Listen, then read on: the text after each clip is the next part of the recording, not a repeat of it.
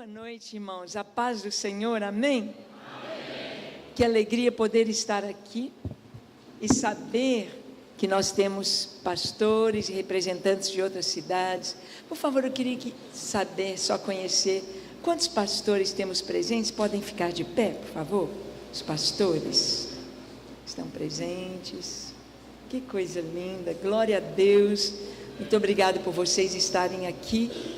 E eu creio que o Senhor, como Jesus trouxe esta semente tão linda, como o Senhor trouxe este evangelho tão maravilhoso, nós somos um só.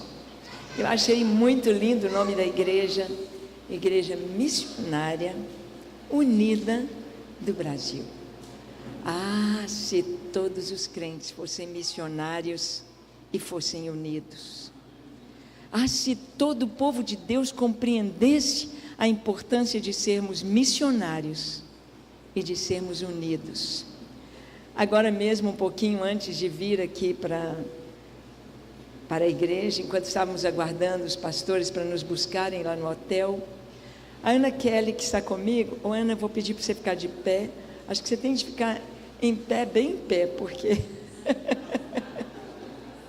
Ai, a Ana... Ana vai estar conosco também, nos ajudando na ministração amanhã. A Ana estava me contando, falou, pastor Ângela, sabia que eu já fui brigadista do fogo? Já aprendi com os bombeiros, quando ela estava trabalhando no hospital. Eles fizeram um sorteio dos funcionários e ela foi escolhida. Apesar de pequenininha, ela foi lá para aprender com os bombeiros. Como ter segurança, né, na brigada dos bombeiros. E ela contou algo tão interessante. Ela disse, pastora, a mangueira que o bombeiro segura para apagar o fogo, ela é muito forte. Se não for manejada com segurança, ela pode matar alguém. O jato, a pressão é muito forte. Então, o bombeiro não pode ir sozinho com a mangueira. Eles têm de trabalhar em unidade. O que segura a mangueira tem um que está atrás com a mão no ombro dele, por causa da pressão que empurra a pessoa para trás. Está segurando o seu ombro e com a outra mão está segurando a mangueira para que ninguém tropece, nenhum dos dois tropece. Quando nós entendemos isto, a unidade, esse ministério, os Gideões, 24 horas diante do Senhor, foi algo que Deus trouxe, uma revelação que Deus trouxe para a sua igreja, para trazer isso, unidade e missões. Trazer aquilo, o entendimento da vontade de Deus. É algo tão lindo, ela estava contando que teve um treinamento em que realmente eles puseram fogo numa casa. E eles tiveram de entrar ali, os bombeiros, os brigadistas tiveram de entrar ali. E quando se vai entrar numa casa que está pegando fogo, não pode ir em pé, não pode ir abaixado, você tem de ir rastejando, onde o oxigênio é livre. Obrigada. Então, nesse exemplo nós vemos como que, para sermos usados pelo Senhor, para socorrermos, para estarmos na linha de frente, para ajudarmos, para apagarmos a destruição que o inimigo está fazendo, é preciso estar bem rente ao chão, de joelho, prostrado na presença do Senhor. Como é importante, fiquei muito feliz de chegar e de receber essa mensagem do Senhor sobre a unidade e missões. E é o que nós vamos falar, sobre a oração, sobre o poder da oração, sobre como caminhar. E eu queria que você tomasse a sua Bíblia e abrisse em Isaías, capítulo 62.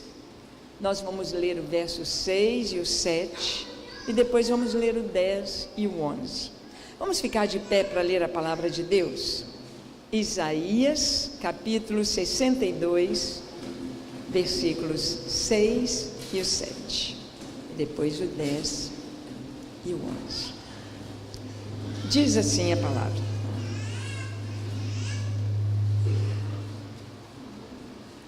se perto de você alguém estiver sem a Bíblia, compartilhe a sua, para que todos possam ler. Diz assim: sobre os teus muros, ó Jerusalém, pus guardas, que todo dia e toda noite jamais se calarão. Vós, os que fareis lembrar do Senhor, não descanseis, nem deis a ele descanso, até que restabeleça Jerusalém e a ponha por objeto de louvor na terra. Verso 10.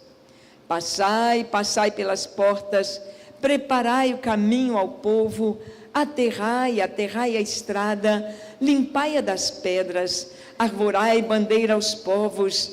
Eis que o Senhor fez ouvir até as extremidades da terra estas palavras. Dizei à filha de Sião: eis que vem o teu Salvador, vem com ele a sua recompensa, e diante dele o seu galardão. Amém? Levanta sua mão direita aos céus e ore comigo dizendo assim: Senhor, eis-me aqui, em tua presença, eu abro o meu coração para a tua palavra, eu abro o meu coração para o teu Espírito Santo. Eu quero ouvir a tua voz, obedecer o teu comando. Eu quero ser um soldado obediente, valoroso, perseverante e que cumpre a tua vontade. Em nome de Jesus. Amém. Pai, Pai, como é doce a tua presença aqui. O Senhor, quando entramos neste lugar e cantávamos ao único que é digno de receber a honra, a glória, a força e o poder. Ah, Senhor, a tua presença traz gozo ao nosso coração. E nós proclamamos que tu és o único Senhor, único Salvador, único Rei, Criador, Senhor dos céus e da terra, o Senhor da igreja, o nosso Salvador, o amado da nossa alma. Tu és o único digno de receber a glória. Tu és o único Senhor. Tu tens o domínio sobre todas as coisas. E, ó Deus, a ti, somente a ti seja a glória. Toma, Senhor, os nossos lábios, toma, Senhor, os nossos ouvidos, traz, Senhor, ao nosso coração a tua palavra, a tua vontade. Eis-nos aqui, Senhor, sedentos de ti, famintos por tua presença, famintos pelo toque do Senhor. Eis-nos aqui para te ouvir. Nós oramos, Senhor, fala-nos, fala a cada coração. Que ninguém fique sem receber o toque, o entendimento, a vontade, a palavra do Senhor. Fala-nos, fala-nos, ó doce Espírito de Deus. Fala-nos, em nome de Jesus. Amém. Amém. Amém. Antes de assentar, fale para o seu irmão assim: Deus vai falar com você. Ele vai falar com você, Ele vai falar comigo, Ele vai falar conosco. Os irmãos podem sentar. É para trocar o microfone?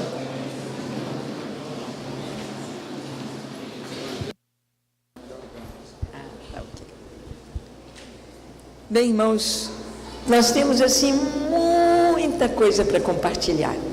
Porque o que Deus tem nos dado é tão grande, é tão maravilhoso. E no decorrer do tempo, dos anos, as histórias, os milagres, o favor do Senhor só vão aumentando, crescendo cada dia. Cada dia com Jesus é um dia de milagres, é melhor do que o dia anterior. Cada dia com o Senhor. E nós vamos ter esse tempo compartilhando sobre a oração, sobre este chamado de Deus. E Deus nos trouxe esse texto aqui como texto básico deste ministério.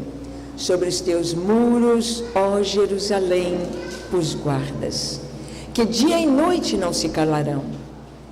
Vós, Os que fareis o Senhor lembrado, não descanseis, nem deis a ele descanso, até que restabeleça Jerusalém e a ponha por objeto de louvor na terra. Esta é a palavra de Deus. E esta palavra, Deus não está pedindo licença, Deus não está dizendo por favor, mas Deus está dizendo: sobre os teus muros, ó Jerusalém, eu pus guardas. Deus está trazendo o que Ele está fazendo. E é maravilhoso o que Deus faz. É perfeito o que Deus faz. E é tão gostoso quando nós compreendemos, quando nós podemos ver o que Deus está fazendo. Nesta terça-feira, eu estou vendo aqui essa imagem tão linda aqui do leão. Estive numa igreja chamada A Face do Leão, Igreja Apostólica Face do Leão. E ali nós pudemos compartilhar um pouquinho com os irmãos sobre algo tão lindo na Escritura. Em Isaías capítulo 40, verso 30 e 31, o Senhor diz assim que os jovens de cansado desmaiam. Eles se cansam, perdem as forças, mas os que esperam no Senhor renovam as suas forças. Sobem com asas como de águia. Correm e não se fatigam. Caminham e não se cansam. Na verdade, aqui está no sentido inverso: voar, correr e andar. Porque a gente primeiro caminha, depois corre, depois voa. Eu vim agora, eu e a Ana Kelly, pegamos o avião. E o avião da Azul, os aviões, eles primeiro taxeiam na pista. Eles vão como que caminhando. Alguém pode andar ao lado que vai acompanhar o avião ali. E aí ele vai chegando até a pista. Ele espera a ordem para decolar, e então ele corre, ele aumenta a velocidade. Então, começa aquela velocidade, ele corre em linha reta. Quando ele está taxiando, ele faz curvas, ele vem pela pista até a cabeceira da pista. E então ele corre, e então decola, ele voa. Quando a gente está caminhando, a gente pode caminhar conversando, batendo papo, olhando para... eu consigo aqui ver um pouco aqui à minha direita, à minha esquerda, uma visão nossa 180 graus, eu posso ver aqui o chão à minha frente, posso ver o teto acima de mim. A gente pode ir conversando. Mas quando você começa a correr, você tem um foco. Você não pode distrair. Você não pode, quem está numa corrida, ele está parado. Ele toma ali aquele impulso e vai. Ele tem um foco. Ele não pode distrair. Ele não pode correr olhando para a direita ou para a esquerda, porque senão vai bater a cabeça numa árvore, não pode ter um buraco, ele cai, tromba em alguém. Quando a gente corre, você tem um foco. Paulo diz que nós devemos correr, né, como atleta.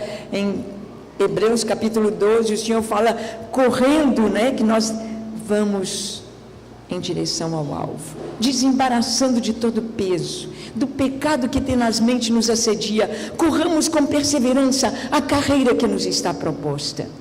Eu tenho um foco, eu tenho um alvo, nada me distrai, nada tira minha atenção. Nada melhor, nada mais importante do que onde eu quero chegar e onde eu devo chegar. E então, o último passo é voar. É voar. E aqui a Escritura diz que os que esperam no Senhor caminham e não cansam, correm e não se fatigam e voam com asas como de águia. E quando a gente começa a voar, a águia tem as asas enormes, desproporcionais para o tamanho do corpo dela, porque quando ela atinge certa altura, ela para o esforço do voo e ela plana. Ela simplesmente solta o seu corpo com as asas abertas e deixa o vento conduzir.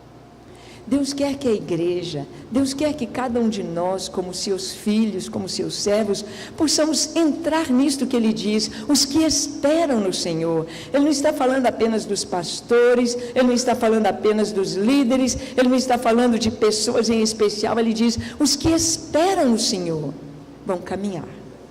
A gente começa a jornada cristã, vamos passo a passo. Essa igreja começou passo a passo.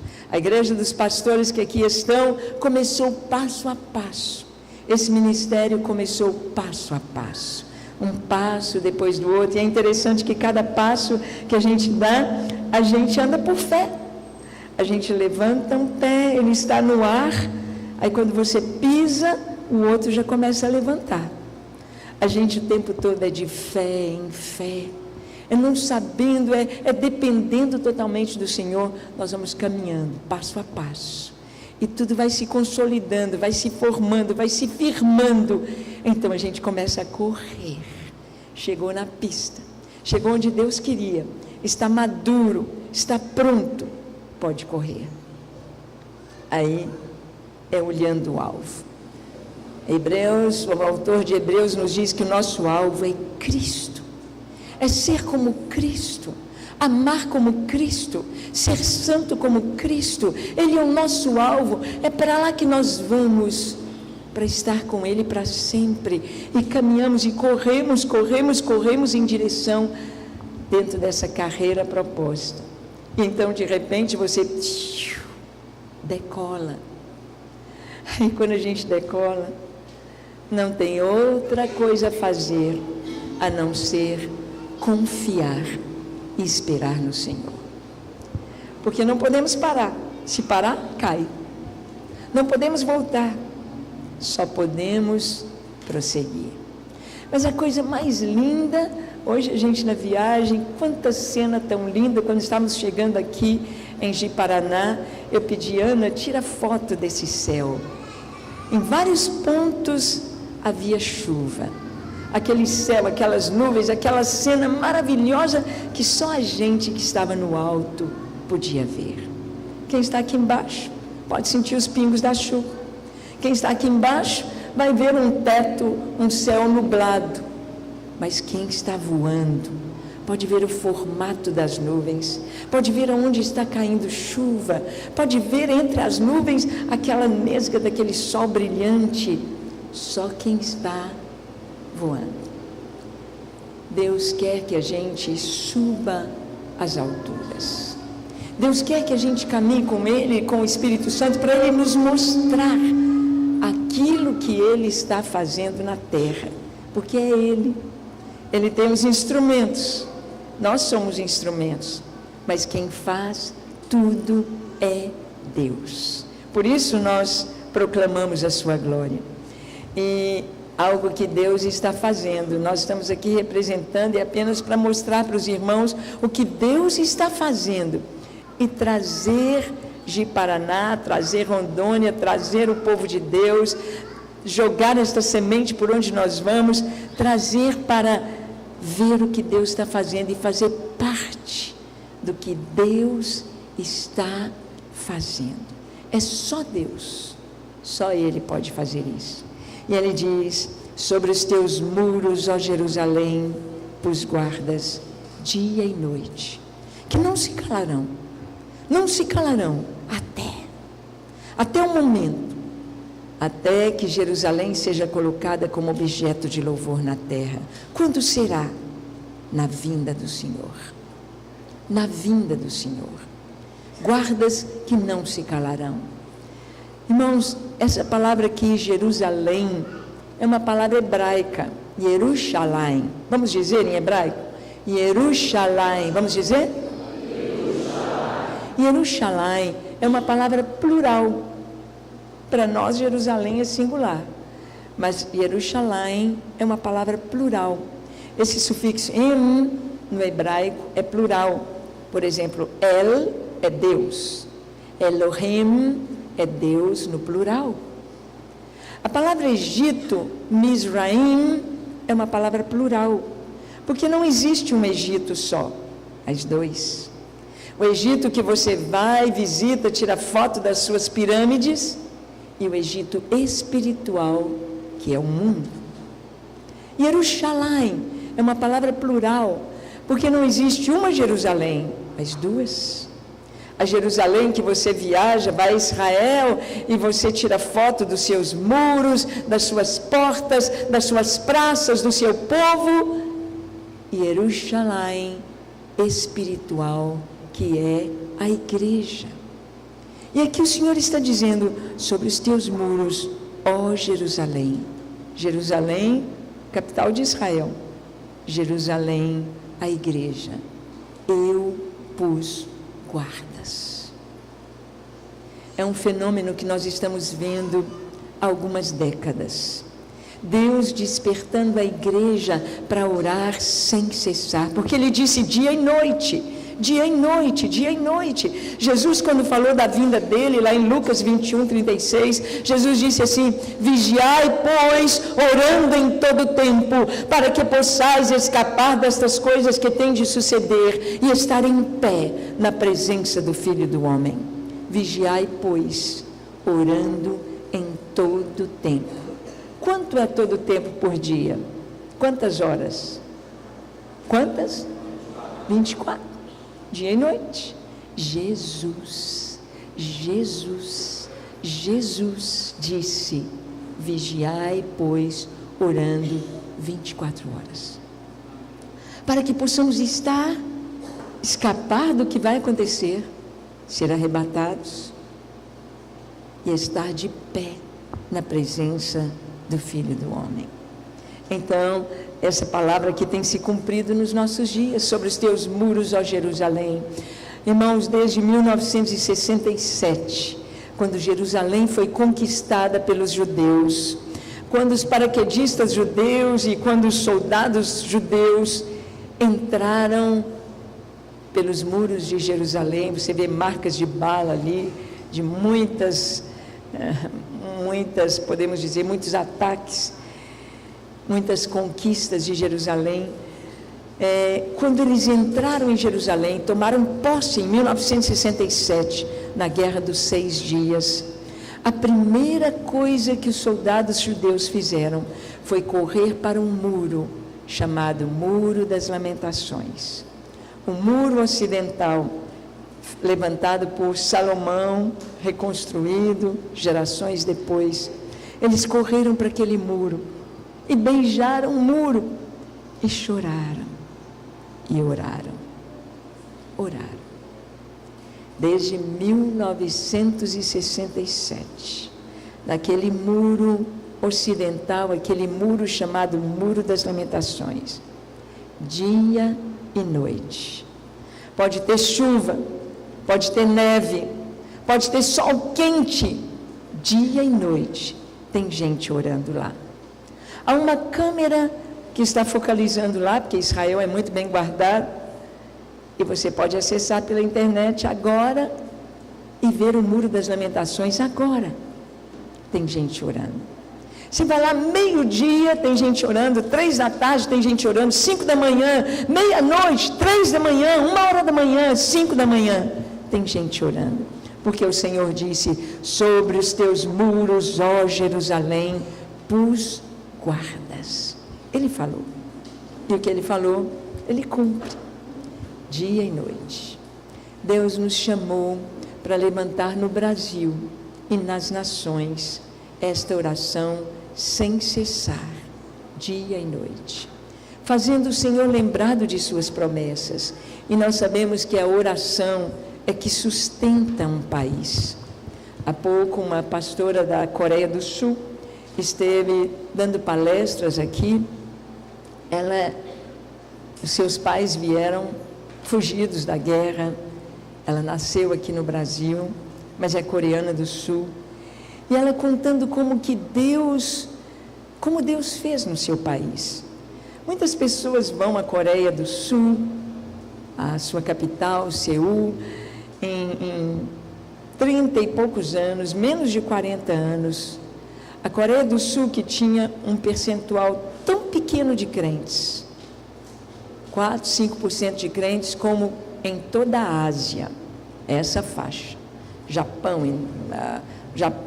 a China não está contada, mas vários países da Ásia, Nepal, aqueles países ali, Vietnã, é uma porcentagem muito pequena. E eles passaram de tão pequena, 4, 5% de crentes, em 40 anos eles passaram a ser 90% de crentes. E o pessoal viaja para ver o segredo e volta de lá com as células e dizem, a célula que é o segredo. A célula é mais um cumprimento profético. É a igreja voltando onde ela começou. É a igreja fechando o seu ciclo. A igreja começou com reunião nas casas, está terminando com reunião nas casas. A igreja começou com oração sem cessar, 24 horas. Jesus disse, fiquem em Jerusalém, até que do alto vocês sejam revestidos de poder. Fiquem em Jerusalém, até receberem a promessa do meu Pai. E a promessa era a descida do Espírito Santo. O verso 14 do capítulo 1 de Atos nos diz, e perseveravam unânimes em oração. Os discípulos, as mulheres, 120 pessoas estavam ali naquele cenáculo, orando dia e noite. Porque eles não sabiam que hora o Espírito Santo ia chegar, de manhã, de tarde, à noite. Nós também estamos esperando, a igreja do fim está esperando a promessa. A promessa agora não é a vinda do Espírito Santo, mas é a vinda de quem? Jesus. Maranatha, a vinda de Jesus. E o que é que nós temos de fazer? Que hora ele virá? Será de manhã, no começo do dia, será quando a luz pelas trevas penetra, que Cristo há de vir com os anjos na glória, receber deste mundo os céus. Oh, meu bom Salvador, Senhor, quando vamos cantar, Cristo volta, aleluia, aleluia, amém. Será de manhã, será de tarde, será de noite? Nós sabemos que não é um horário cronológico, porque quando Jesus chegar, num lugar é manhã, no outro é tarde, no outro é noite. A terra é redonda, mas nós temos de ser encontrados vigilantes. Como? Orando sem cessar. Deus está trazendo esta realidade, Deus está trazendo o cumprimento da sua palavra, Deus está despertando a sua igreja.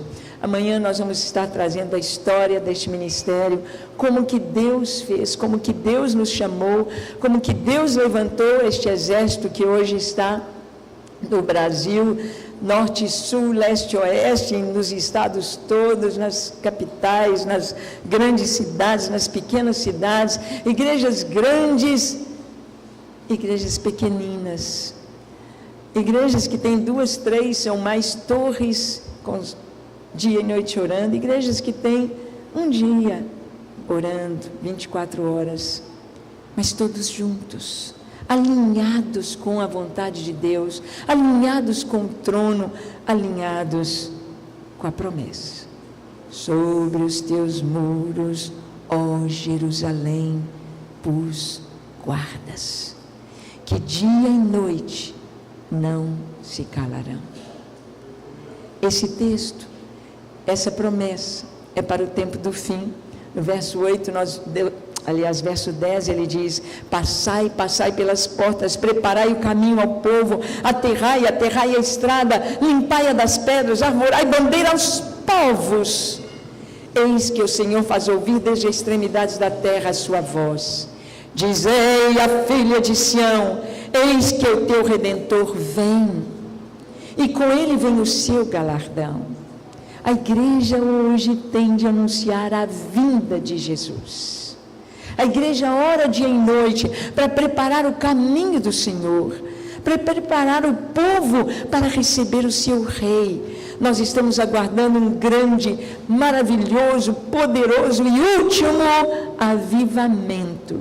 Vamos estar conversando sobre isso amanhã, ao falar dos pedidos de oração, dos alvos de oração do ministério. Um deles é avivamento. Joel, capítulo 2, o Senhor nos diz: eis que eu vos enviarei em justa medida a chuva. Ele fala de duas chuvas, a temporã e a serôdia. E as eiras se encherão de trigo, e os lagares de vinho, eira cheia de trigo. Quando Jesus conta a parábola do trigo e do joio, ele diz que o joio são os filhos do diabo, e o trigo são quem? Os filhos de Deus. Eira cheia de trigo, é a igreja cheia de filhos de Deus. Quando ele diz que vai mandar essa chuva, ele está dizendo vidas salvas, homens e mulheres salvos, filhos de Deus, em quantidade que vai encher a eira, vai encher a terra. A primeira chuva, temporã, já caiu há 2000 anos atrás. O primeiro grande avivamento, avivamento mundial, foi no início da igreja, no primeiro culto, 3.000 convertidos. Primeiro culto da igreja, 3.000 batismos. Primeiro culto, já era um culto missionário, internacional, com nações ali representadas, que levaram a semente e espalharam o evangelho por onde foram. E esse avivamento durou cerca de uns 100 anos, onde os crentes eram tão crentes, que não tinham nada em comum, eles repartiam o que tinham, viviam em amor, e eles perseveravam na doutrina dos apóstolos, perseveravam no partir do pão, na comunhão e nas orações. A igreja gostava de orar, a igreja tinha prazer de orar. A Bíblia nos mostra a igreja orando e o lugar onde eles estavam tremia. A igreja nos mostra, a Bíblia nos mostra a igreja orando e Deus enviando o seu anjo na prisão para libertar Pedro de maneira sobrenatural. A igreja gostava de orar.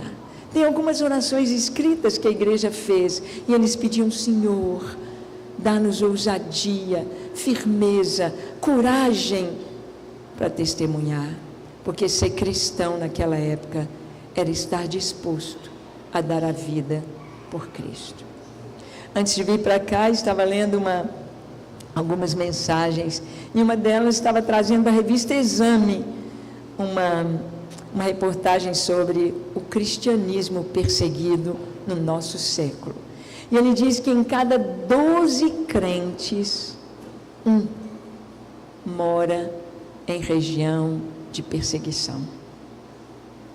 Em cada 12, um mora onde é proibido falar de Jesus, onde é decapitado, onde é morto, onde é queimado vivo.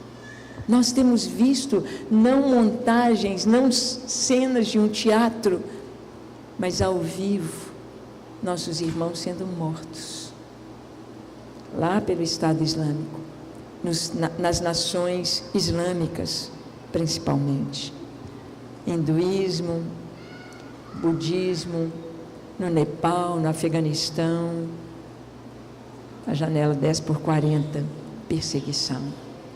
Nós estamos voltando na história. Jesus disse: Jerusalém será pisada pelos gentios, até que se complete a sua plenitude.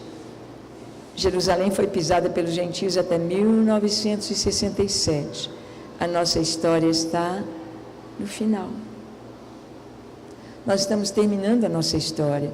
E para plenitude é como um ciclo, um círculo. Você começa o desenho num ponto, desenha o ciclo e termina onde começou. Nós estamos terminando onde começamos. Eu nasci no Evangelho. Nasci na igreja presbiteriana. E quando eu era criança, não tinha muitos milagres. Na verdade, eu não me lembrava de nenhum milagre de resposta de oração. Milagre que a gente fala é um cego enxergar, um paralítico andar, um morto ressuscitar. Não tinha. Quando eu cresci, nunca vi expulsão de demônio na nossa igreja. E de repente veio o mover do Espírito Santo. E foi tomando as igrejas históricas, batistas, presbiterianas, as igrejas metodistas. E aí começamos a ver o demônio sendo expulso. Libertação. Igualzinho no tempo de Jesus. Igualzinho no começo da história. A gente não via. E de repente começamos a ver. A igreja presbiteriana, o seu primeiro missionário no Brasil chamava-se Simonton. Ashbel Simonton, um jovem que morre aos 32 anos e deixa plantada aqui no Brasil uma igreja, um jornal, a escola, um seminário, e traduziu o inário, 600 hinos traduzidos para o português. Morreu aos 32 anos. E Ashbel Simonton deixou seu diário, e no diário dele, a última coisinha que Simonton escreveu, ele pôs assim: oh, como eu almejo por um batismo de fogo. Eles não conheciam ainda o batismo com o Espírito Santo. E o Senhor veio, e o Senhor batizou, e o Senhor trouxe para a igreja, e nós estamos vendo os milagres. Os milagres. Lá em Belo Horizonte, uma igreja gideã tem 6 casos de ressurreição de mortos. 6 casos. Inclusive o pastor passou por uma ressurreição. A ponto de, no acidente, ele saiu do corpo dele, depois ele voltou, ajudando as pessoas a socorrer as pessoas. E a esposa disse: ô Jones, você não tem essa cabeça torta, esse pescoço tombado.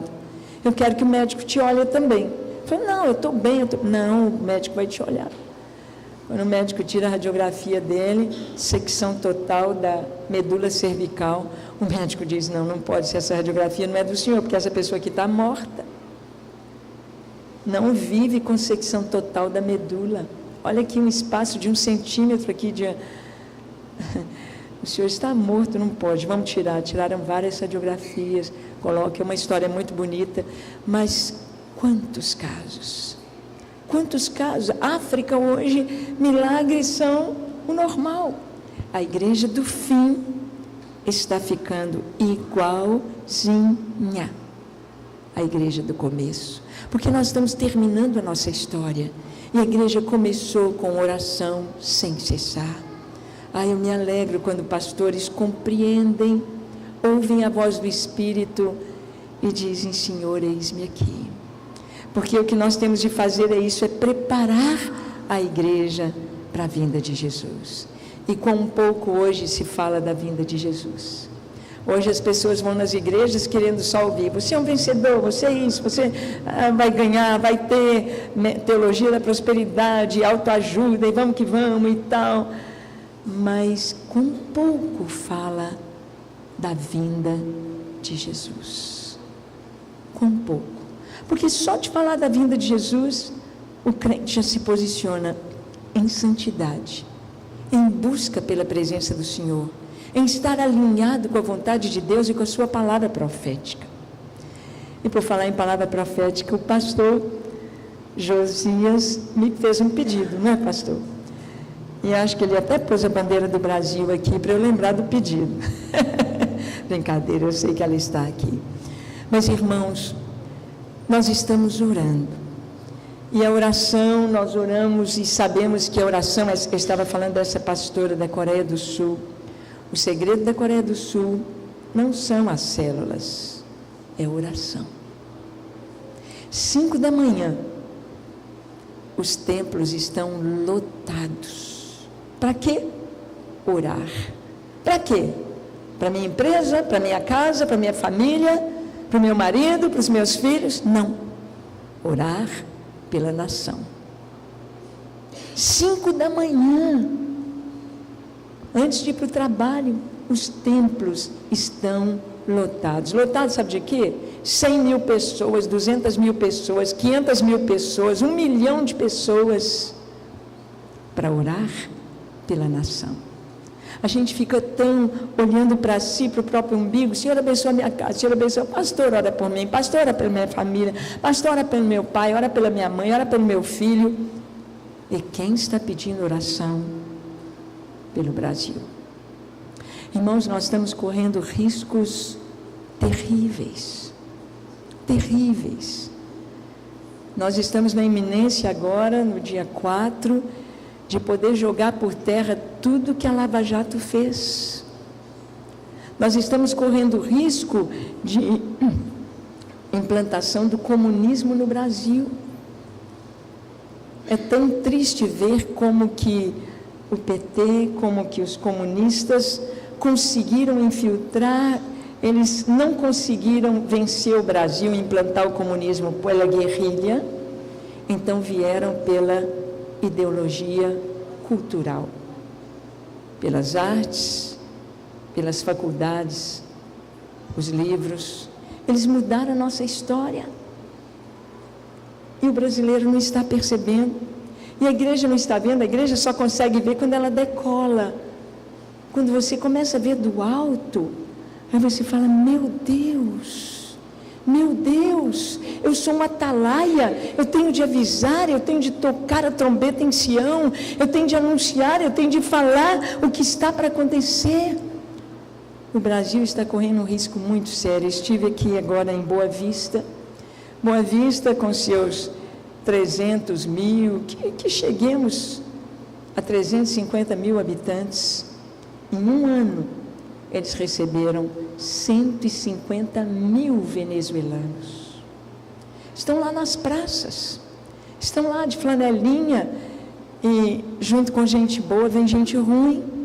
A pastora Mônica me disse, falou, pastora Ângela, nós começamos a abrir nossas casas para receber as pessoas, para ajudar crianças, mulheres, famintos.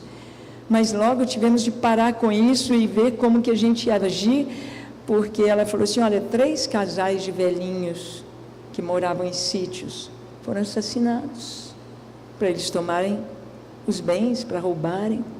Às vezes a pessoa ficava na casa, copiava a chave, dava para os homens e vinham e roubavam tudo da casa. Um problema tão grave porque a cidade não tem estrutura para receber. 150 mil que for para São Paulo, ninguém sente nada. Mas uma cidade onde todo mundo é funcionário público, não tem agricultura, não tem indústria, não tem emprego, como vai ser? Eles estão vindo a pé, fome. Estive na Venezuela algumas vezes, e que tristeza ver o que um regime faz com uma nação. Fiquei na casa de uma dentista, eu sou dentista também, a Sandra, na cidade de Valência. Sandra me mostrou o parque industrial da cidade, aquele tanto de galpões com as chaminés, aquele tanto de indústrias desativadas, chaminés sem fumaça, galpões vazios. Ela falou, aqui era Gessi Lever, ali não sei o quê, ali a indústria tal, tudo fechado, sem emprego. O que o povo faz? O povo foi comprado pela Bolsa Família lá, pela Minha Casa Minha Vida lá, chama Vivenda. Tudo que estavam fazendo aqui no Brasil é o que fizeram lá. Compraram a nação e a opressão veio. Não pode um crente ser comunista. Um crente não pode ser PT, porque o comunismo é contra a palavra de Deus. A primeira coisa que eles fazem é destruir a família. Por quê? Porque eles são contra o capital. Como é que a gente tem o capital? Sabe quem eles falam da classe burguesa ou classe média? Sabe quando surgiu a classe burguesa no mundo? Com o cristianismo. Por que que surgiu? Por que que surgiu? Porque o homem era um alcoólatra, ele gastava o dinheiro dele na prostituição, no álcool, na droga, no jogo. Aí ele converteu. Agora o dinheiro dele não vai para o jogo, não vai para a bebida, não vai para a prostituição. Então ele reforma a casa, ou ele constrói uma casinha para eles, Ele começa uma empresinha, é um sapateiro, está fazendo sapato, é um alfaiate, começa a estar fazendo as roupas. Aí ele começa uma empresinha e põe os filhos para trabalhar junto. Aí os filhos trabalham junto e a empresinha vai crescendo. A classe burguesa é essa. É o que a Bíblia diz: do trabalho de tuas mãos comerás. Feliz serás e tudo te irá bem. Aí o comunismo diz: não, o causador de toda a injustiça social é o rico, é o burguês. E como é que surgiu? Família. Então vamos acabar com a família. Vamos acabar com a família. Fico triste de saber que há crentes que ligam a televisão na Rede Globo. Nem para o Jornal Nacional você não precisa ligar. Porque ela é uma emissora que está com a tarefa de destruir a família. Destruir a família. E o Brasil mergulhando nisso. O Brasil com esse risco tão grande. Esse ano é um ano decisivo. Não é um ano da gente fazer política. É um ano de orar. Pedir a Deus: Senhor, livra-nos do comunismo. Senhor, dá-nos um governo sábio, justo. Um governo temente a Ti. A pastora da Coreia do Sul disse que a igreja ora primeiro pela nação, depois pela igreja, depois pelas famílias, primeiro pela nação. E eles disseram: olha, a nação era toda ímpia, a nação era toda pagã, budista, hinduísta. E a igreja orava: Senhor, aqueles que estão em autoridade, dá sabedoria, dirige, o Senhor está acima das nações, as nações te pertencem, abençoa o nosso país. E a igreja investiu na oração e na educação. Conscientização do povo e educação. Em 20 anos, a Coreia do Sul, que era o 4º país mais pobre do mundo por causa da guerra, ficaram sem nada para comer, como está a Venezuela aí, destruídos pela guerra. Em 20 anos eles passaram a ser o que são hoje, a 10ª potência mundial. Nós somos brasileiros, somos um país chamado cristão, nós precisamos de orar. Nós vimos a destruição no nosso país e não podemos nos calar. Então, sobre os teus muros, ó Jerusalém, pôs guardas. E o pastor me pediu, falou: pastora Ângela, eu queria que a senhora compartilhasse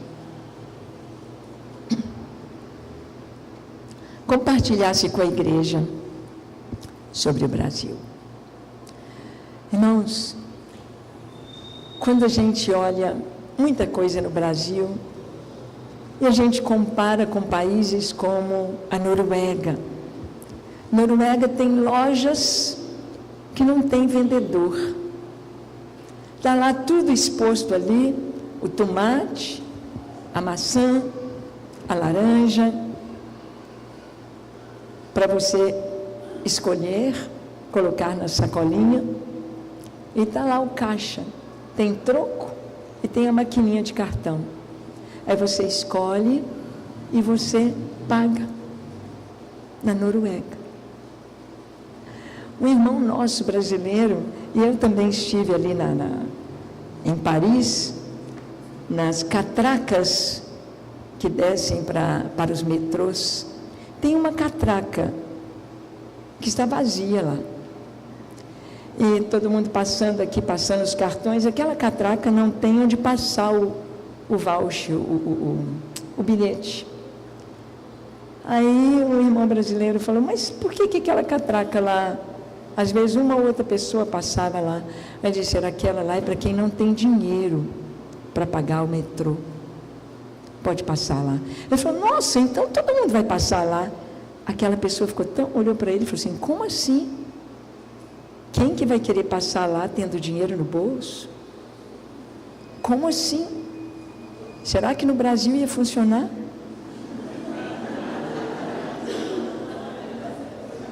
Porque lá eles colocaram princípios cristãos, a honestidade.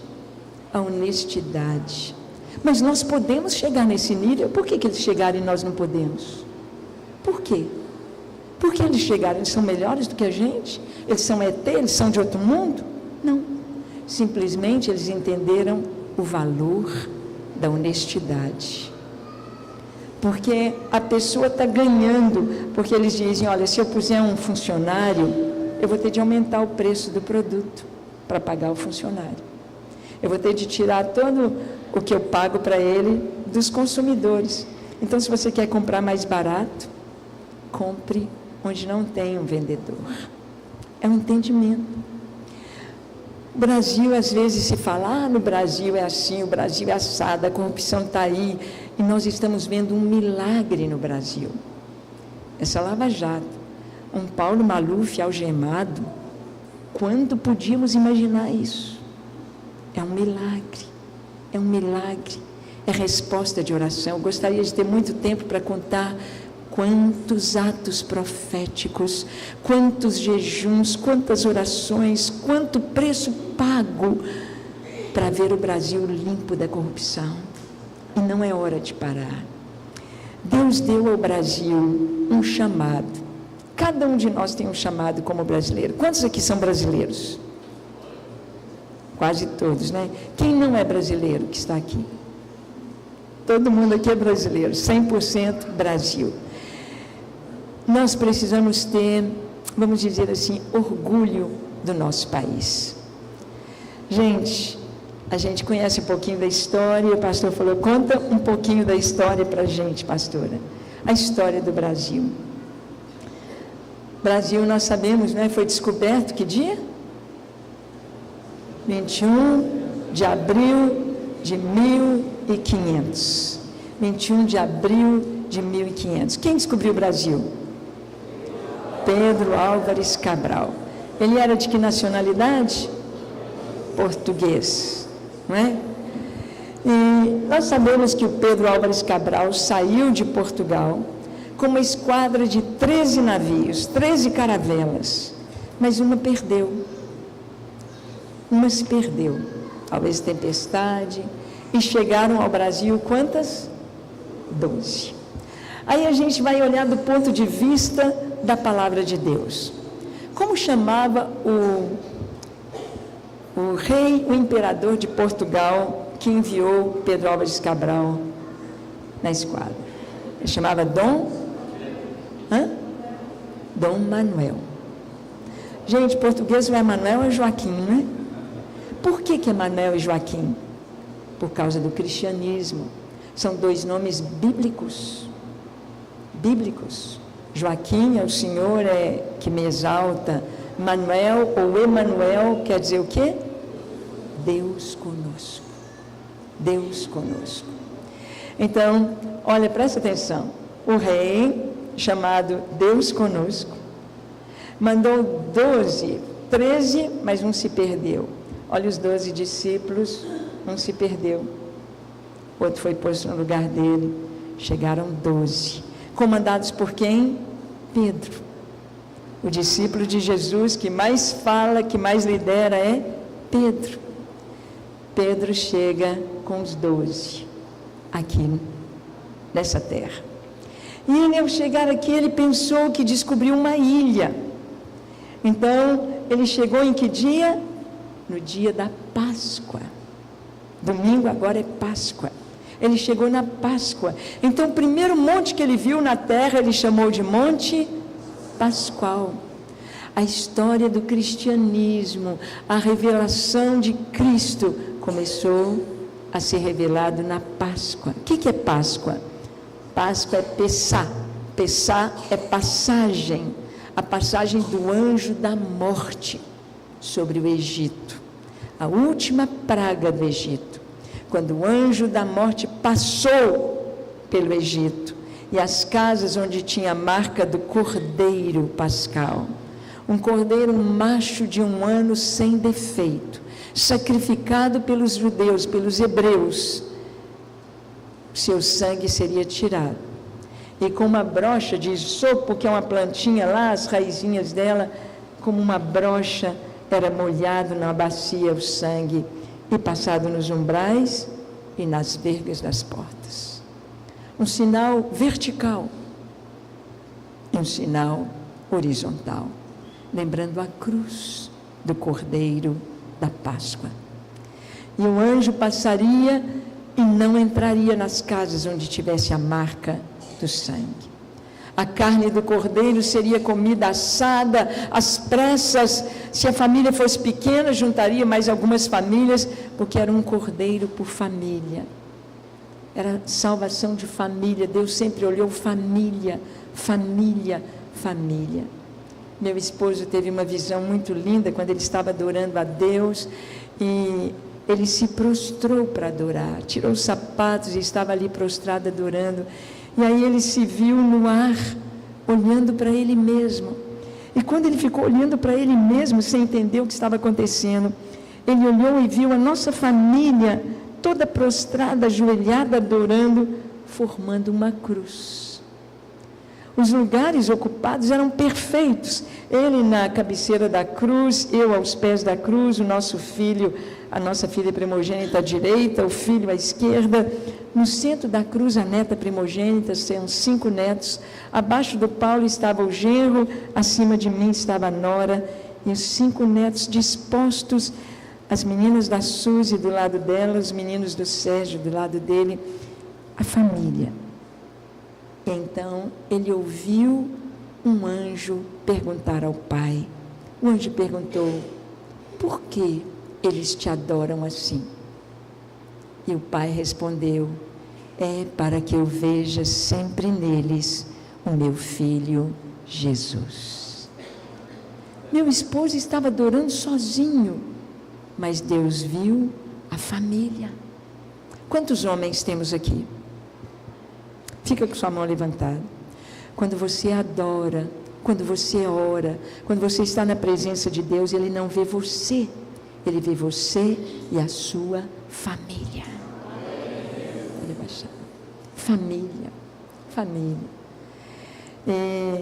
O Cordeiro da Páscoa nos fala de Jesus, fala do começo. Então nós entramos na história do Brasil com o começo da história cristã. Páscoa. Páscoa. Interessante que eles vieram de Portugal, país católico, mas não trouxeram nenhuma imagem de escultura. Nenhuma imagem de escultura. Algumas pessoas me perguntam: pastora Ângela, onde você ouviu essas coisas sobre o Brasil? Nós temos uma amizade muito grande com os irmãos judeus messiânicos. E os judeus messiânicos, eles são um fenômeno da nossa época. A igreja surgiu em 1967, quando Jerusalém foi tomada pelos judeus, surgiu a igreja judaico-messiânica. O que é isso? Antes os judeus convertiam e deixavam de ser judeus, deixava de guardar o sábado, podia comer carne de porco, camarão, peixe de couro, sem problema, mas agora eles voltaram à sua essência de ser judeu, porque judeu é raça, é nação. Então, os judeus messiânicos são cristãos, mas se reúnem no sábado, mas cantam em hebraico, mas mantêm as tradições judaicas, sem querer que a igreja se judaize. E esses irmãos judeus messiânicos no Brasil começaram a buscar sua história. Quem sabe muitos que estão aqui são descendentes de judeus e não sabem. Então eles foram buscando a sua essência e descobriram a história do Brasil. Nós aprendemos na escola que quem nos colonizou, os primeiros colonos que vieram com Pedro Álvares Cabral, nós aprendemos na escola que eram degredados, prisioneiros. Degredado, prisioneiro é gente ruim, né? É gente ruim. E eu pensava, por que o brasileiro não é gente ruim? Se vieram prisioneiros, se veio homicida, ladrão, por que nós não somos gente ruim? O brasileiro, ele é amado, ele é querido em todo lugar que ele vai. O brasileiro é gente boa. Vira para o seu irmão e fala: você é gente boa. Você é gente boa, você é gente boa. E então, sabe o que eles descobriram? Os judeus messiânicos descobriram que Cristóvão Colombo, Gaspar de Lemos, Pedro Álvares Cabral eram judeus. judeus. Judeus que não podiam contar por que eles estavam em busca de terras, por que eles estavam em busca de caminho para as Índias, mas eles sabiam que havia terras para serem conquistadas, para buscar alívio para a perseguição da Inquisição Católica, que estava matando e torturando os judeus.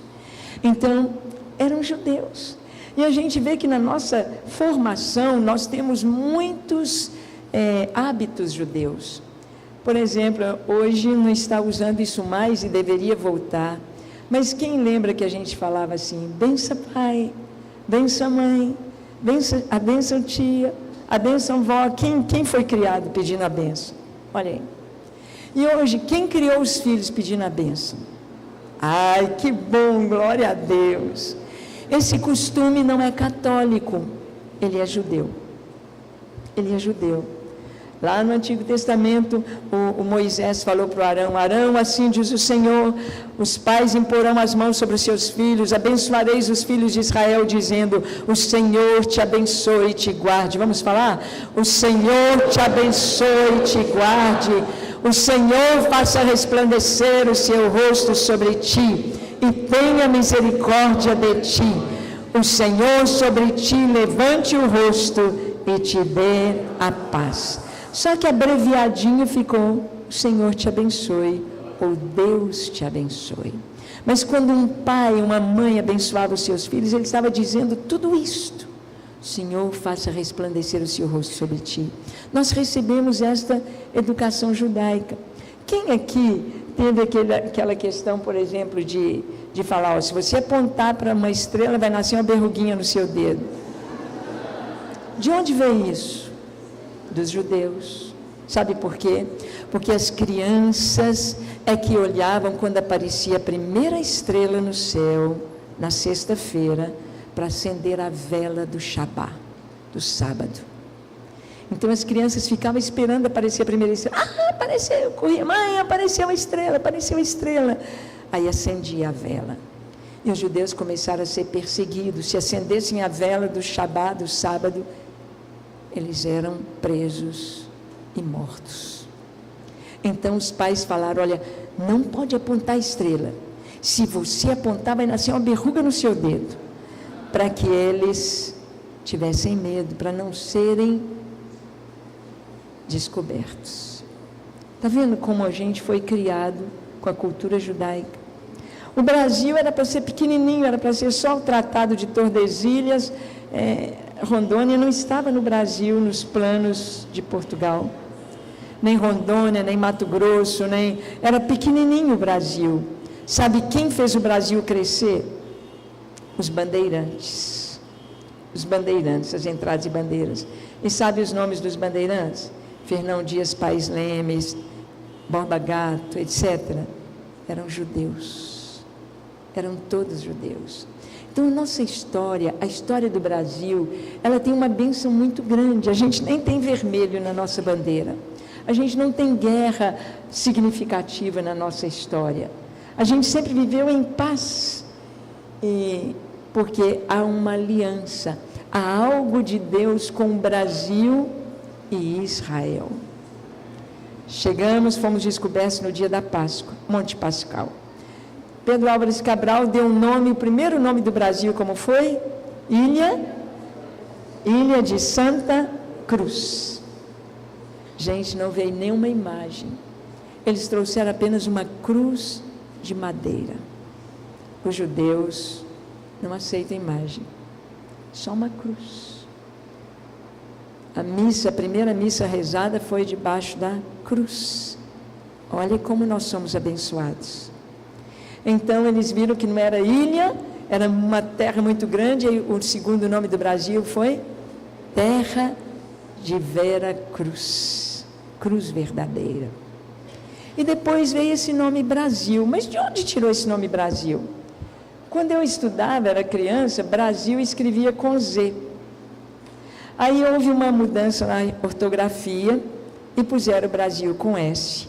Puxa vida, o Brasil escrito com Z, quase 500 anos. De repente virou para Brasil com S. Porque eles falavam que o nome Brasil vinha de brasa, que o pau-brasil era vermelho, que parecia brasa. Não é isso que eles falavam na escola para a gente? Por que chama Brasil? Ah, porque vem de brasa. Não tem nada disso. Os judeus messiânicos descobriram que o nome Brasil é judaico, é hebraico. A palavra ferro em hebraico é barzel, barzel. E os judeus são aqueles que têm uma visão comercial muito grande. Eles chegam aqui em Ji-Paraná, eles já vão ver logo o comércio. O que tem que eu posso vender? Aí é o café, é o trigo, é madeira. Eles já descobrem. E um judeu chamado Barzilai tinha uma madeireira. E ele viu o potencial dessa madeira que não existia na Europa, chamado pelos índios de pau de ferro, porque era muito duro. E ele então, no hebraico é pau-barzel, pau de ferro. E ele, Barzilai. Então vamos lá comprar lá do Barzilai, pau do Barzilai, pau Barzel, pau Brasil. Brasil, Barzel, Barzilai é com Z. O diabo sabia disso. Então ele tentou na nossa história mudar tudo, tirar os judeus de lado, esconder essas pérolas preciosas do nosso nome Brasil. Se você vai hoje a Israel e você passa pela imigração, apresenta seu passaporte, de onde você é? Brasil. Eles vão falar para você em hebraico, ah, você é Barzilai. Brasileiro em hebraico é Barzilai. Fala para o seu irmão, você é Barzilai. Barzilai. Barzilai na Bíblia é o nome de um homem amigo de Davi. Davi, ele foi perseguido pelo filho dele, Absalão, que queria tomar a coroa do pai, queria matar o Davi, tirar o Davi, assumir o trono, e ele levanta um exército, Davi deixa Jerusalém, Davi tira a coroa, Davi tira seu manto, Davi deixa tudo, Davi sai descalço, fugido, atravessa o rio Jordão, e do outro lado do Jordão, Davi está humilhado, está triste, aí atravessa o Jordão, Barzilai, e alguns amigos de Davi. Barzilai leva camas, leva bacias, leva queijo, leva passa. A gente até fala que Barzilai devia ser mineiro, porque levou queijo, né, para o Davi. E ele levou comida e coisas para dar conforto. Barzilai é amigo de Davi. Brasileiros são amigos de Israel. Barzilai é amigo dos reis que estão em perigo no deserto. O Brasil é uma nação que se abriu para receber os reis e as nações em perigo no deserto, nos seus países. Então, nós temos uma vocação de abençoar as nações. Você viaja esse Brasil, gente, eu já fui na Europa, na África, e é tão interessante, você vai vai em Londres, você vai encontrar uma igreja de armênios, uma igreja do Senegal, uma igreja as nações, elas ficam puras lá dentro. Mas não tem ninguém de uma nação que chega no Brasil e fica puro. Bateu no Brasil, casa com brasileiro e já misturou. Não é assim? Quantos descendentes de italiano, descendente de alemão, descendente de polonês, não tem raça pura aqui. Todo mundo mistura. É uma graça do Brasil. É um chamado do Brasil para abençoar as nações que estão no deserto. O Brasil é cheio de gente que fugiu de Hitler, fugiu de Napoleão Bonaparte, fugiu das guerras e veio para o Brasil. É uma graça. Somos Barzilai. E para fechar, o nosso nome Brasil, se você escrever em hebraico não escrevem as vogais, escreve só as consoantes. Então, quais são as consoantes de Brasil? B, R, Z, L. Mas no hebraico tem uma vogalzinha que se escreve sempre, é o Yod. Yod é o I. Então em hebraico você escreve B, R, Z, Yod e L. Aí você vai ver nessas letras de Brasil a nossa relação com Israel. Essa letrinha Iod, é I, a letra I, Iod, é a primeira letra do nome Israel. Yaakov, que é Jacó. Israel, Yaakov, I, a letrinha I, Iod. Jacó, o nome dele foi mudado para Israel. Então já temos o I. O B, nas outras 4 letras, nós temos as 4 esposas de Israel, de Jacó. B, Bila, R, Raquel, Z, Zilpa, L, Lia. Então nós temos Israel no nosso nome. Nós temos Israel no nosso chamado. E uma das primeiras coisas, uma das coisas que a presidente Dilma, ex-presidente Dilma fez foi tentar cortar essa bênção do Brasil. Tirou a embaixada de Israel de Brasília e Israel tirou a embaixada do Brasil de Israel. Benditos os que te abençoarem, amaldiçoados os que te amaldiçoarem. Onde está Dilma hoje? Hugo Chávez, da Venezuela, ele disse num dos últimos discursos dele, ele disse: eu amaldiçoo Israel com todas as minhas entranhas. Está gravado, você pode procurar na internet, você vai ver ele falando isso. Uma semana depois, os jornais do mundo disseram: Hugo Chávez está com câncer no intestino. E você vai na Venezuela, eles acham que ele morreu em dezembro, 2 meses depois que ele falou isso. E o corpo dele ficou lá, eles arrumando como que vai ser o país, até que põe o Maduro lá, a história que eles contam. Mas o Brasil foi chamado para abençoar Israel. Quando Israel se tornou nação, para formar o Estado de Israel, quem estava presidindo a sessão da ONU era um brasileiro, Oswaldo Aranha. E ele presidiu essa sessão, trazendo a votação, trazendo, eles falam voto Minerva, para o Brasil ser esse abençoador, levando a ONU a receber Israel.